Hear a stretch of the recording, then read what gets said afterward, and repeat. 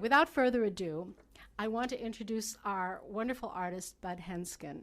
Bud came and talked to me about a year ago, and we've been talking about this show for about that long.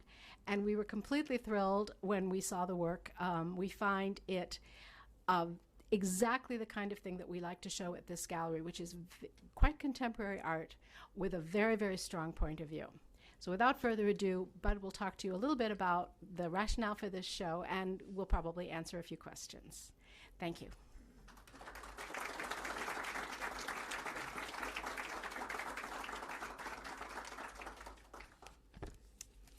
Thank you all for coming down tonight, and even with threatening weather and darkness and winter. And I want to thank especially Dagmar Painter and the Jerusalem Fund for giving me the opportunity to exhibit here in this beautiful gallery, and for this really lovely, oh, there we are. Is that better? Thank you. And for this lovely reception. During the month of November in 2011, I had the opportunity to spend about 3 weeks in Palestine, all in the West Bank. At the time, entry to Gaza from Israel was closed. And during my almost 25 years of work with the U.S. Foreign Service, I not infrequently had discussed our relationship to Israel. It's an island of democracy surrounded by hostile Arab nations. It was our ally during the Cold War, a rock that we could count on in an untrustworthy Middle East courted and supported by the Soviet Union. Palestinians? Well, mostly they were invisible.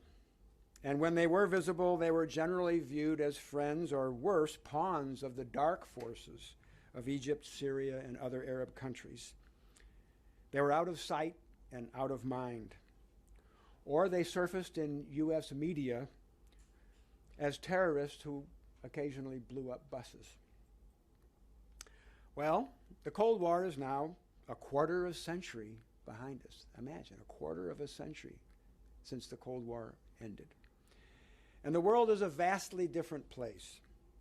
Thus, when a friend, Bill Plitt, urged me to visit the West Bank to witness the situation myself, I agreed. I love to travel.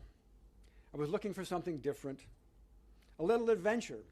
So I joined a tour sponsored by the Interfaith Peace Builders, a non-denominational group whose purpose is to bring Americans closer in touch with both Jewish and Palestinian people who are working to try to find a peaceful, nonviolent solution to the violence in that part of the world.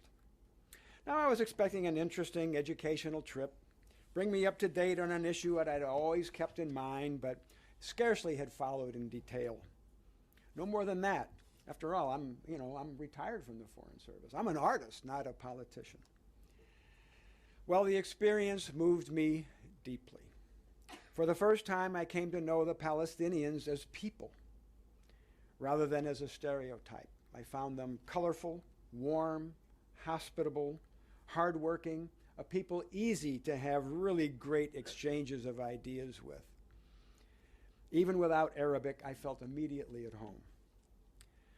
The Palestinians and the Israelis that we met were all involved one way or another in work to foster a nonviolent solution to this problem, to Israel's interminable occupation and expansion into Palestinian land. The Palestinians want their land and their freedom. The Israelis we met want an Israel true to its core beliefs, especially to stand in solidarity with all who are oppressed. They believe it would be a betrayal of their own Jewish heritage if they consciously chose not to stand with the Palestinian people. Well, what I experienced on my trip shocked me.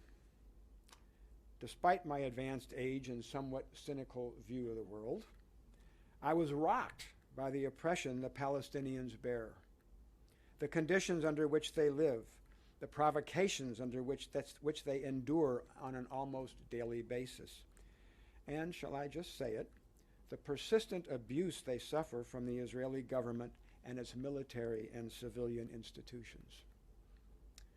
When I returned home, it seemed to me that I was living in a world half blind and uninformed about an area in which America is deeply involved. And so this series of paintings grew out of that experience. Now, to give a context to the paintings, I have written a brief list here of what I call the grievances of the Palestinian people. These are my personal impressions based upon what I saw. And I use the word grievance because it's the term that our forefathers used when they described our protests against the British before we went into armed revolt for our independence. Refugees. Israel refuses to recognize or to discuss the rights of hundreds of thousands of Palestinians and their descendants who were driven from their villages in 1948 and 1967, frequently through a process that we now call ethnic cleansing. Their descendants now number in the millions, and many continue to live as stateless refugees. This continues today as an open wound. Israel has the land. The Palestinians do not. Israeli police state.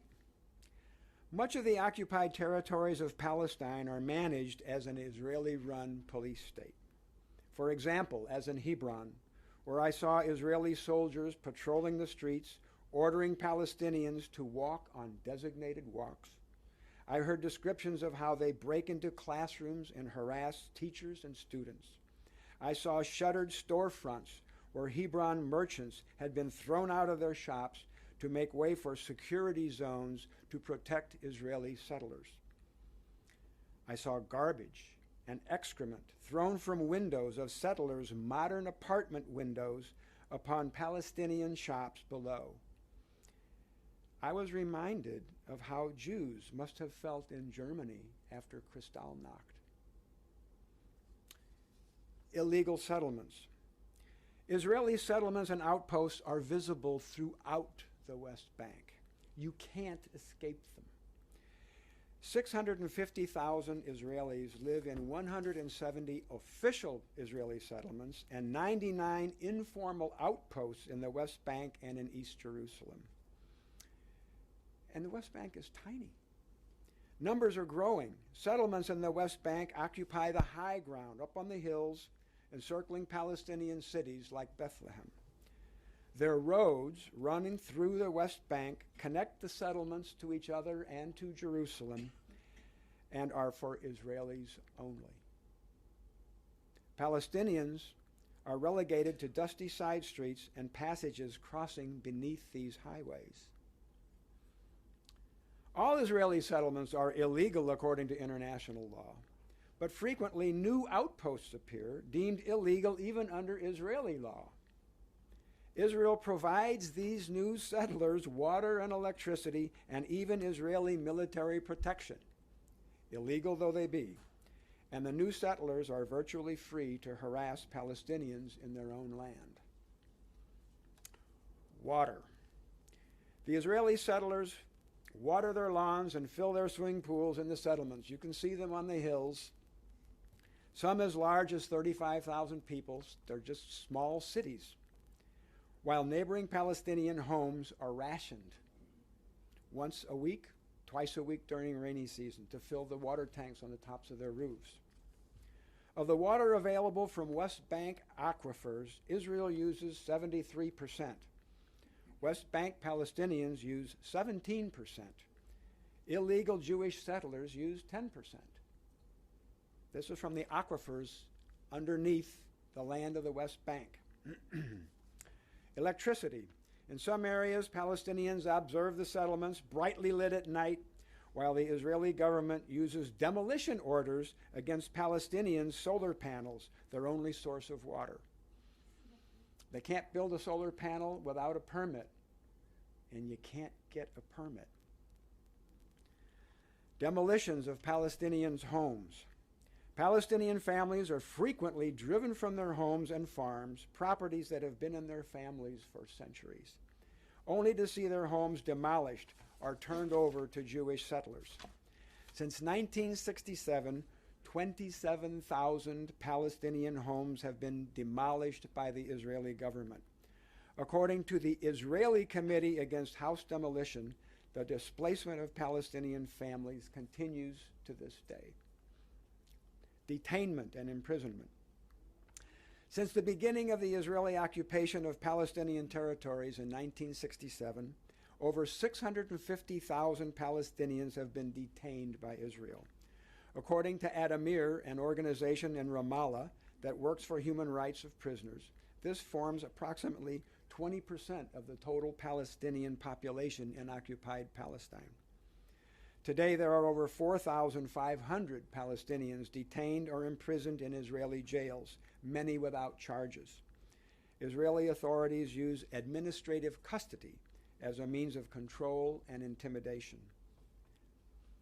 Tear gas and bullets. Palestinian families who lead peaceful demonstrations against Israeli illegal expansion, for example in cities like Bile'in and Budrus, are harassed and arrested. Some are killed. Israeli soldiers burst into their homes at night, terrify their children. We met with fathers detained on trumped-up charges or no charges at all. Many Palestinians demonstrating peacefully at the wall have been maimed or killed by tear gas and bullets. 5 Palestinians have been killed this year by unarmed Palestinians by the Israeli military. And then, of course, there's the wall. Only when you visit the land do you understand the overwhelming presence of the wall. Built on Palestinian land and actually blocking Palestinians from 10% of their own farmland. And when they cannot reach their land through the narrow security gates for a certain period, the land, according to Israeli law, is liable to be confiscated. Shame and humiliation. One of the greatest grievances is the constant shame and humiliation inflicted on Palestinians who, in order to pass from, say, Bethlehem into Jerusalem, must pass through a security gate where they must wait for an hour or more, sometimes 2 hours, packed like cattle to be prodded and searched like thieves in order to pass through to get to their job of, say, cleaning an Israeli's home, or more painful, building settlement homes on land formerly owned by Palestinians. I haven't even mentioned Gaza. Its economy choked off from the outside world, its citizens virtually imprisoned in an area anyone in this room would experience as worse than a ghetto. Apartheid.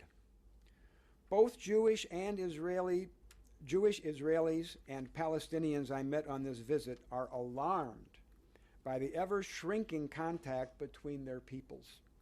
Israeli citizens are barred by the Israeli government from visiting Palestinian-controlled towns. There is less and less opportunity for contact between these cultures. Not without reason do Palestinians call the wall the separation wall. In South Africa, the translation for separation is apartheid. So, how many grievances does it take to encourage a youth who has seen his father blocked from working his olive farm, or his uncle or brother detained without just cause, to decide to resist or to revolt? How many grievances would it take anyone in this room to shout, "Enough! We've had enough"? And if our sons and daughters were to demand resistance, repulsion, could we tell them no? You must accept your fate. Certainly our forefathers did not, and we call them heroes. Thus this exhibit, using the wall to symbolize the grievances that Palestinians endure, but which we seldom hear about, but would never tolerate ourselves. I hope it will raise awareness and encourage us to question the value of our country's continued and uncritical military and political support for a nation that is working against the values we Americans hold so dear. Thank you.